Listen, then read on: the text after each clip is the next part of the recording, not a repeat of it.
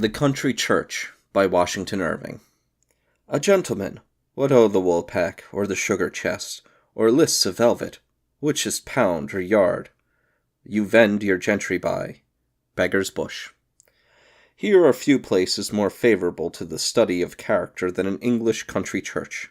I was once passing a few weeks at the seat of a friend who resided in the vicinity of one, the appearance of which particularly struck my fancy. It was one of those rich morsels of quaint antiquity which gives such a peculiar charm to English landscape. It stood in the midst of a country filled with ancient families, and contained within its cold and silent aisles the congregated dust of many noble generations. The interior walls were encrusted with monuments of every age and style. The light streamed through windows dimmed with armorial bearings, richly emblazoned in stained glass.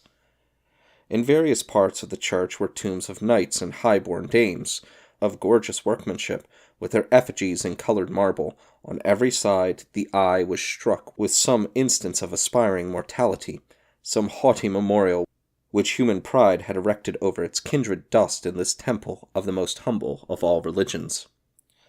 The congregation was composed of the neighbouring people of rank, who sat in pews sumptuously lined and cushioned, furnished with richly gilded prayer books, and decorated with their arms upon their pew doors, of the villagers and peasantry, who filled the back seats, and a small gallery beside the organ, and the poor of the parish, who were ranged on benches in the aisles. The service was performed by a snuffling, well-fed vicar, who had a snug dwelling near the church. He was a privileged guest at all the tables of the neighbourhood, and had been the keenest fox-hunter in the country, until age and good living had disabled him from doing anything more than ride to see the hounds throw off and make one at the hunting dinner. Under the ministry of such a pastor, I found it impossible to get into the train of thought suitable to the time and place. So, having, like many other feeble Christians, compromised with my conscience by laying the sin of my own delinquency at another person's threshold, I occupied myself by making observations on my neighbours. I was as yet a stranger in England, and curious to notice the manners of its fashionable classes. I found, as usual, that there was the least pretension where there was the most acknowledged title to respect. I was particularly struck, for instance, with the family of a nobleman of high rank, consisting of several sons and daughters. Nothing could be more simple and unassuming than their appearance. They generally came to church in the plainest equipage, and often on foot. The young ladies would stop and converse in the kindest manner with the peasantry, caress the children, and listen to the stories of the humble cottagers. Their countenances were open and beautifully fair, with an expression of high refinement, but at the same time a frank cheerfulness and engaging affability. Their brothers were tall and elegantly formed.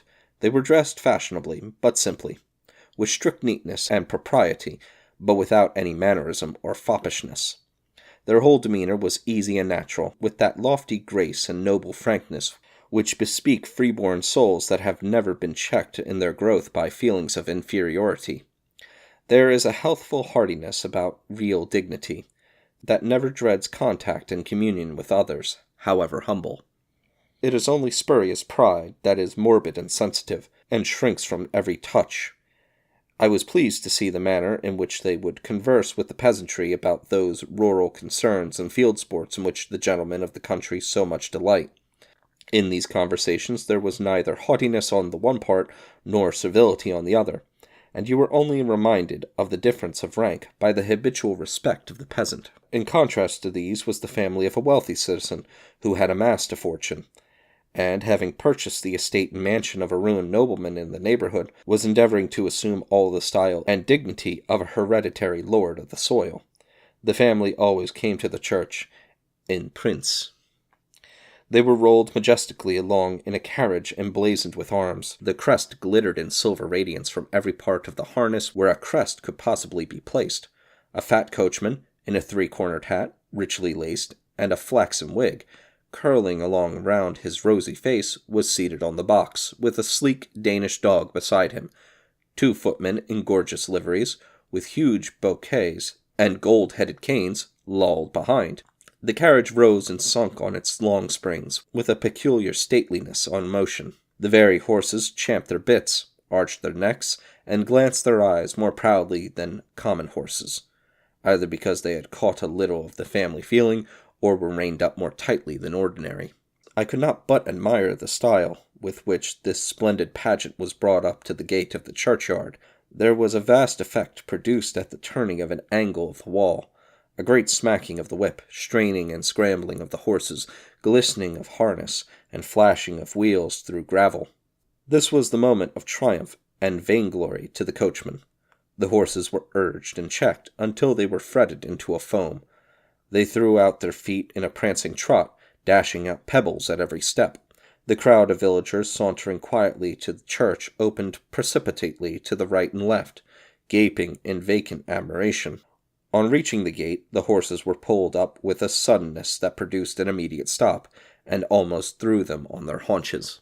This was an extraordinary hurry of the footmen to alight, pull down the steps, and prepare everything for the descent on earth of this august family. The old citizen first emerged, his round red face from out the door, looking about him with the pompous air of a man accustomed to rule on 'change, and shake the stock market with a rod. His consort, a fine, fleshy, comfortable dame, followed him. There seemed, I must confess, but little pride in her composition. She was the picture of broad, honest, vulgar enjoyment. The world went well with her, and she liked the world. She had fine clothes, a fine house, a fine carriage, fine children. Everything was fine about her. It was nothing but driving about and visiting and feasting. Life was to her a perpetual revel. It was one long Lord Mayor's Day. 2 daughters succeeded to this goodly couple. They certainly were handsome, but had a supercilious air that chilled admiration and disposed the spectator to be critical. There were ultra-fashionables in dress, and, though no one could deny the richness of their decorations, yet their appropriateness might be questioned amid the simplicity of a country church. They descended loftily from the carriage, and moved up the line of peasantry with a step that seemed dainty of the soil it trod on. They cast an exclusive glance around that passed coldly over the burly faces of the peasantry, until they met the eyes of the nobleman's family, when their countenances immediately brightened into smiles, and they made the most profound and elegant curtsies, which were returned in a manner that showed that they were but slight acquaintances. I must not forget the 2 sons of this aspiring citizen, who came to church in a dashing curricle with outriders. They were arrayed in the extremity of the mode, with all that pedantry of dress which marks the man of questionable pretensions to style. They kept entirely by themselves, eyeing everyone askance that came near them, and as if measuring his claims to respectability. Yet they were without conversation, except the exchange of an occasional cant phrase. They even moved artificially, for their bodies, in compliance with the caprice of the day, had been disciplined into the absence of all ease and freedom. Art had done everything to accomplish them as men of fashion, but nature had denied them the nameless grace. They were vulgarly shaped, like men formed for the common purposes of life, and had the air of supercilious assumption which is never seen in the true gentleman. I have been rather minute in drawing the pictures of these 2 families, because I considered them specimens of what is often to be met with in this country, the unpretending great and the arrogant little. I have no respect for titled rank, unless it be accompanied with true nobility of soul, but I have remarked, in all countries where artificial distinctions exist, that the very highest classes are always the most courteous and unassuming. Those who are well assured of their own standing are less apt to trespass on that of others, whereas nothing is so offensive as the aspirings of vulgarity, which thinks to elevate itself by humiliating its neighbor. As I have brought these families into contrast, I must notice their behavior in the church. That of the nobleman's family was quiet, serious, and attentive. Not that they appeared to have any fervor of devotion, but rather of respect for sacred things, and sacred places, inseparable from good breeding. The others, on the contrary, were in a perpetual flutter and whisper. They betrayed a continual consciousness of finery, and the sorry ambition of being the wonders of a rural congregation.